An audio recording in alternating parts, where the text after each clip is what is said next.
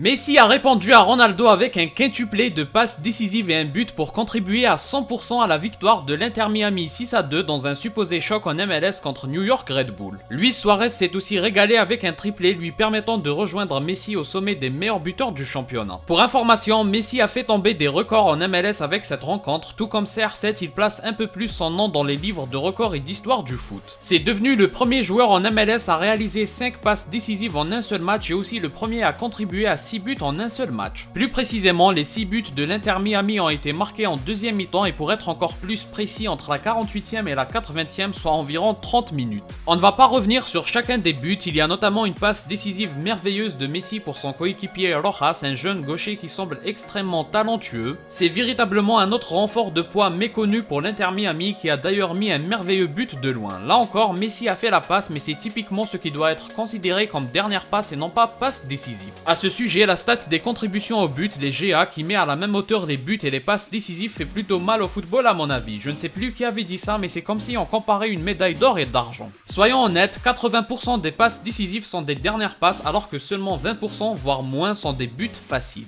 On reparlera de ce thème à l'occasion d'une comparaison des notes entre Ronaldo et Messi. Bref, il faut aussi dire que c'est facile pour Messi d'enchaîner les passes décisives avec un certain Suarez capable de marquer dans n'importe quelle position. Je pense notamment que le 1-2 joué entre Suarez et Messi est celui qui mérite le plus d'être souligné. Par contre, pour le but en face à face et la reprise de volée de Suarez, alors certes les buts sont dus aux bonnes passes de Messi, mais c'est à Suarez que revient le plus grand mérite. Et n'oublions pas de constater à quel point les défenseurs sont immobiles et n'osent même pas intervenir sur Messi. Comme je le disais au début, ces deux cracks Messi et Suarez sont co-meilleurs buteurs de MLS avec 10 buts chacun après 12 journées de championnat. Le titre de champion est bel et bien promis pour leur Inter Miami qui corrige un supposé rival pour la première place. Personnellement, je trouve ça assez gênant, un tel manque de concurrence et de compétitivité, mais on s'y attendait. J'ai même envie de dire que c'est le souhait de la ligue. Ce n'est pas la meilleure des promotions pour la MLS parce qu'encore une fois, c'était censé être un choc entre les meilleurs clubs du championnat. En comparaison avec un El Nasser contre El Hilal, la compétitivité n'est pas du tout la même. Messi, tout comme Ronaldo, ont encore un excellent niveau à l'échelle mondiale et donc ils sont forcément au sommet dans des championnats qui ne font pas partie des 4 meilleurs du monde. C'est seulement dommage que la MLS n'a pas fait comme la Saudi Pro League en renforçant non pas seulement un club mais plusieurs clubs pour ajouter un intérêt compétitif au championnat. C'est normal qu'une équipe constituée à moitié avec des joueurs qui certes ne sont plus à leur meilleur niveau mais qui ont fait la gloire du Barça, et ben ils explosent tout simplement tout le monde, c'est une normalité même si le talent dont fait preuve Messi est toujours appréciable.